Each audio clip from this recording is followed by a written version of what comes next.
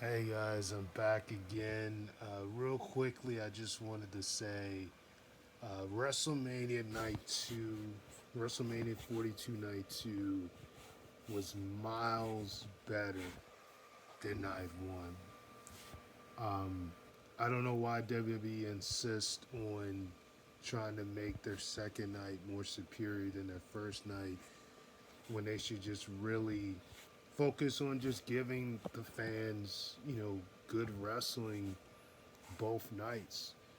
And if one night just happens to have slightly better matches than the other night, then it is what it is. And wrestling is, of course, subjective. So fans might not like certain matches that the casuals like or the hardcore fans are into.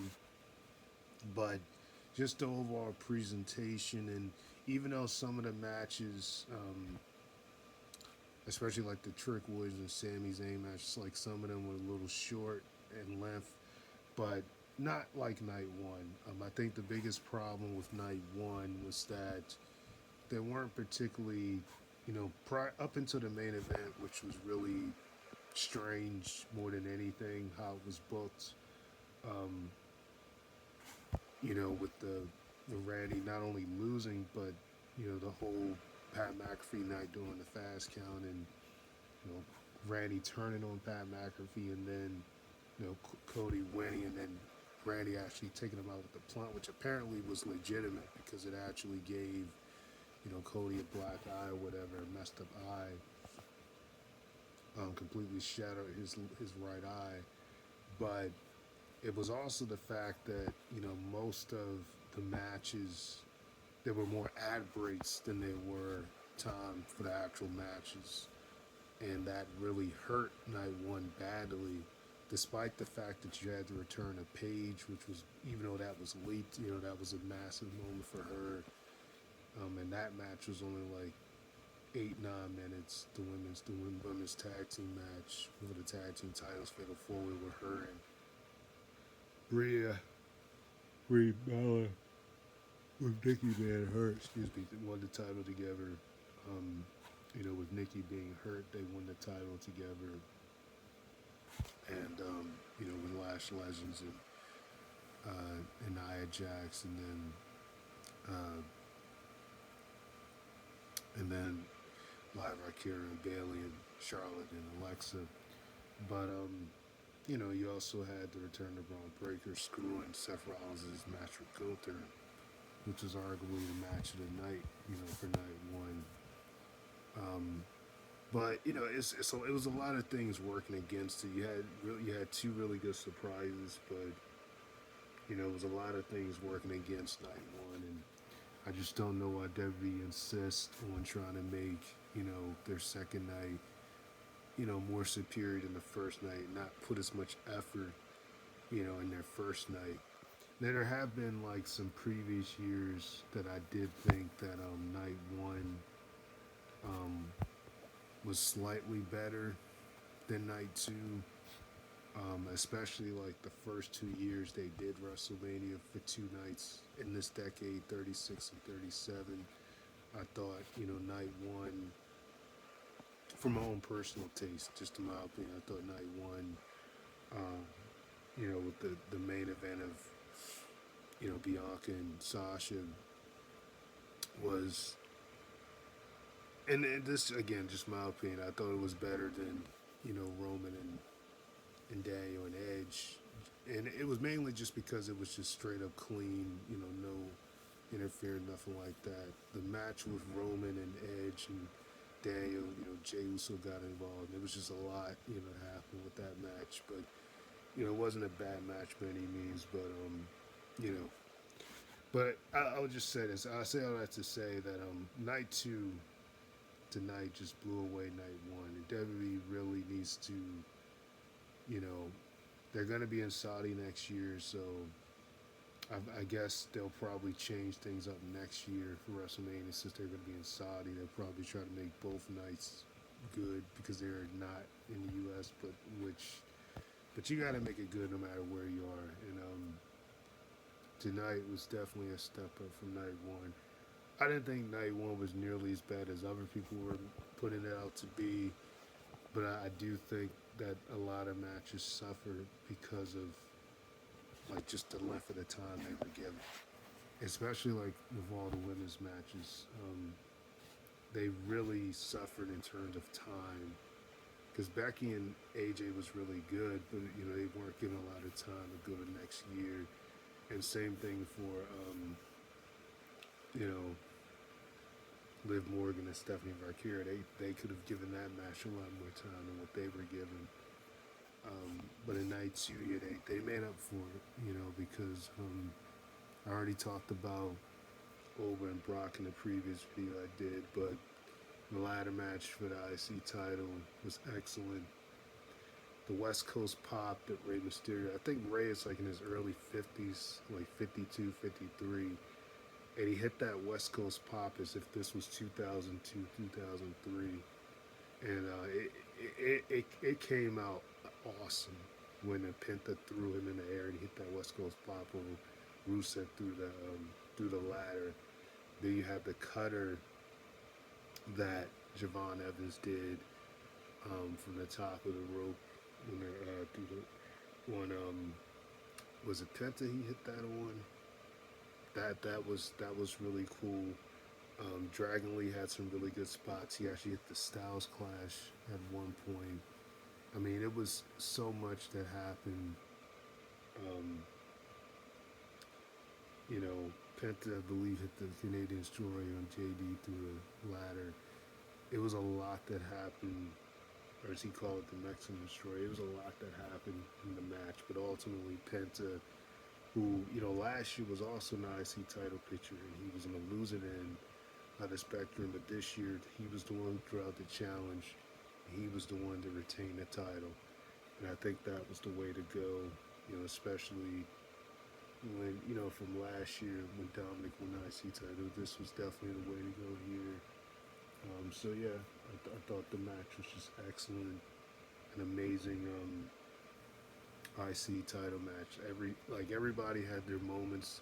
At one point, the fans were chanting Rusev Day when he was hitting people with ladders. Like I said, Javon Evans, he had a couple of times. He did some fly moves outside of the ring and in the ring. And even, the man is awesome.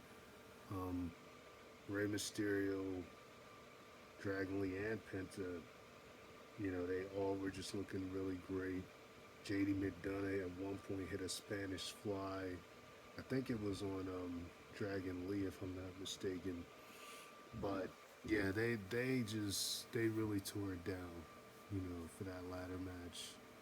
It was just a phenomenal match. The Trick Williams and same as A match was pretty good. It was short. I wish they were given a little bit more time, than what they had. But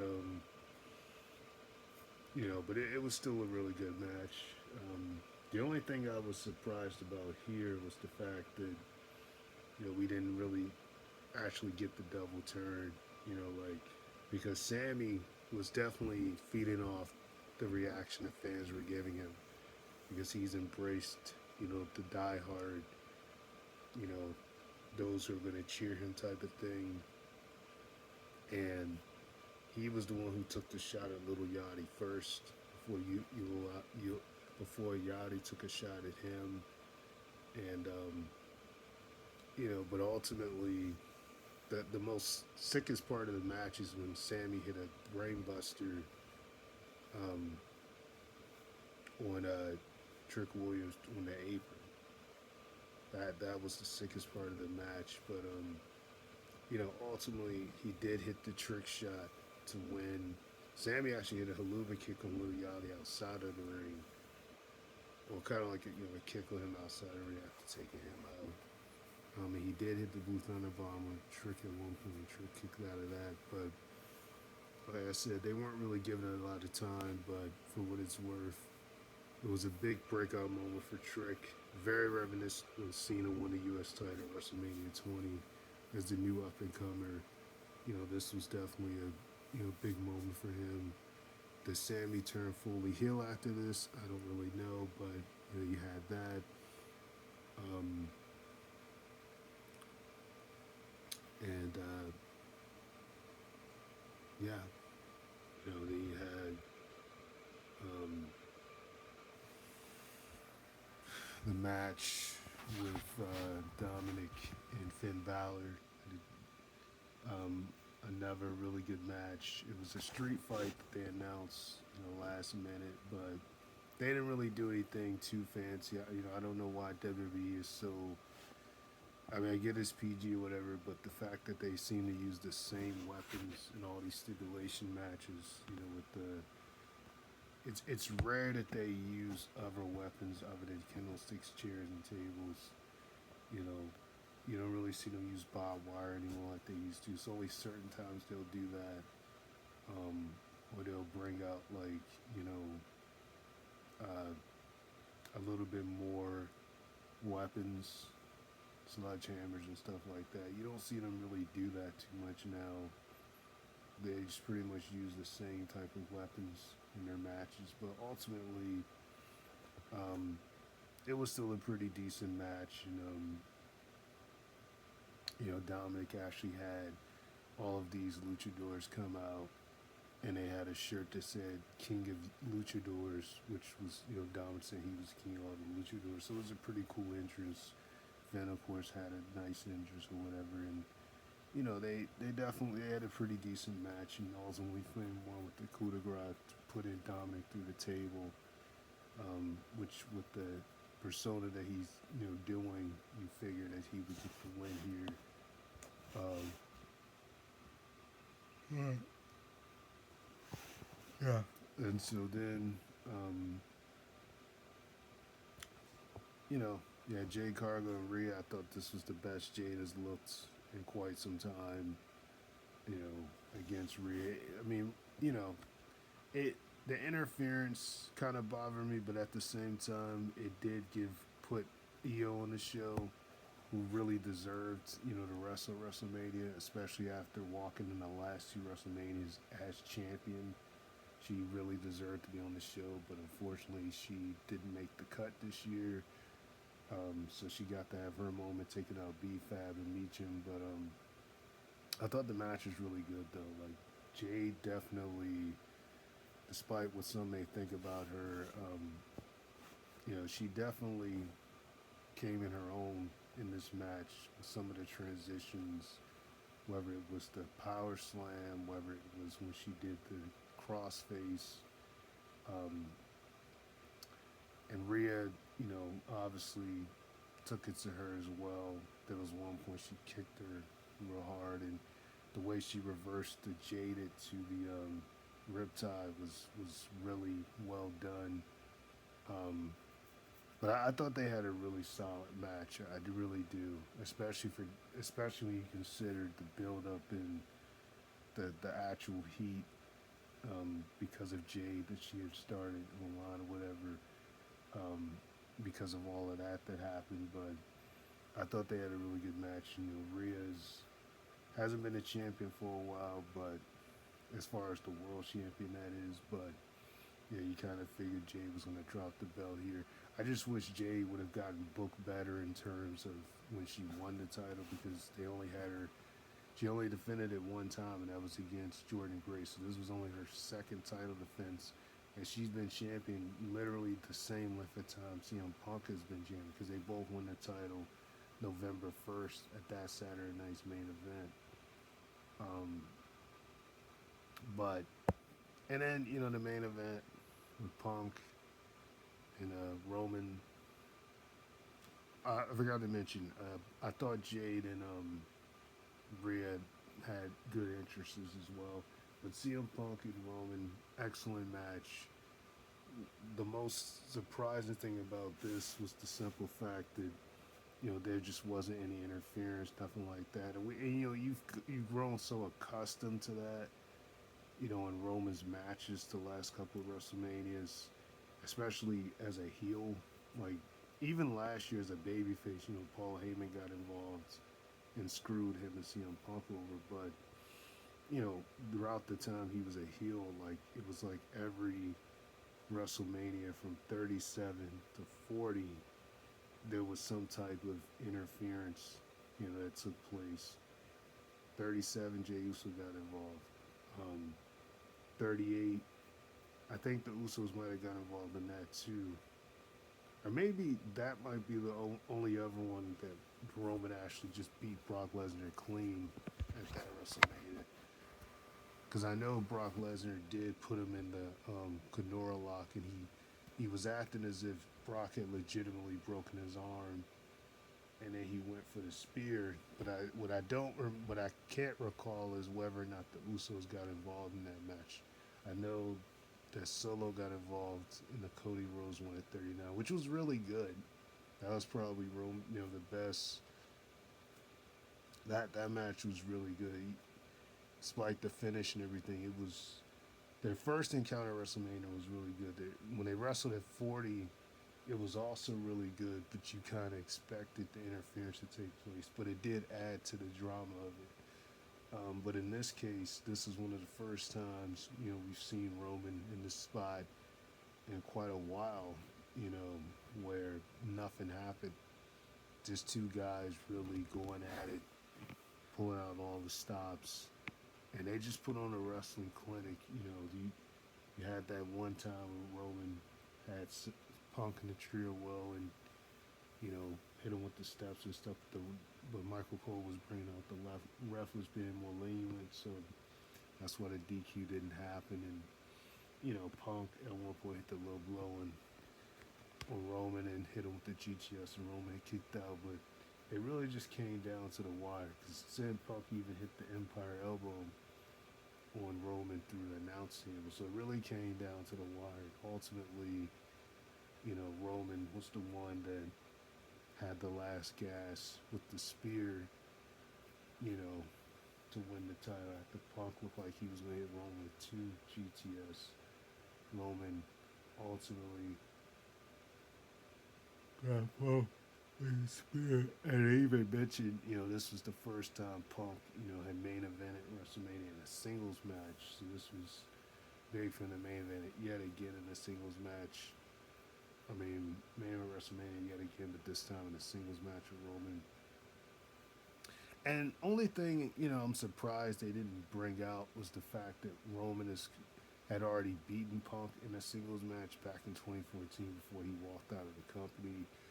I'm just really surprised that they didn't bring that up. That they've had a singles match before and Roman won that match. But you know, um, but yeah, I thought it was really good though. Thought it was a good match. Excellent main event. Like I said, I wish WWE would stop. It reminded me of like that one time in 2016, doing when the brand split first came back, and SmackDown had beat Raw in the ratings at one time, and I think Vince apparently wasn't too happy about that, and because they always wanted Raw to be the more superior brand, and it's like, what is up with that, man? Like, why are you trying to bury your own company? It just doesn't make a lot. It just doesn't make any sense. But that's WWE for you in a nutshell. So, like I said, night 2 was miles better than night 1. And I hope that they will eventually. They probably won't, but I hope they eventually change. Screwing over one night over the other and just giving us just pure wrestling, limited commercials and things like that. Even the Danhausen stuff that happened before the main event of him, the Miz and Kid Wilson, even that was really entertaining. So, but just give us more in-ring wrestling. That's what they need to do, but they're just refusing to do it for some reason. They just want to insist on making one night better than another, which is usually night 2. I don't think they should go back to one night because, after, 35 was really a sign that they needed to go to 2 nights, just because 35 was just so long, and if they were to do one night with all the matches they did in both nights, the fans would be extremely burnt out because you're talking about nearly 15, you know, matches or so. Or, well, 14, 15 matches. That, that's too much for a crowd to see in one night. They'd have been burnt out from that. But yeah, that's pretty much it, guys. Just want to talk about that. Scratch, you have another piece.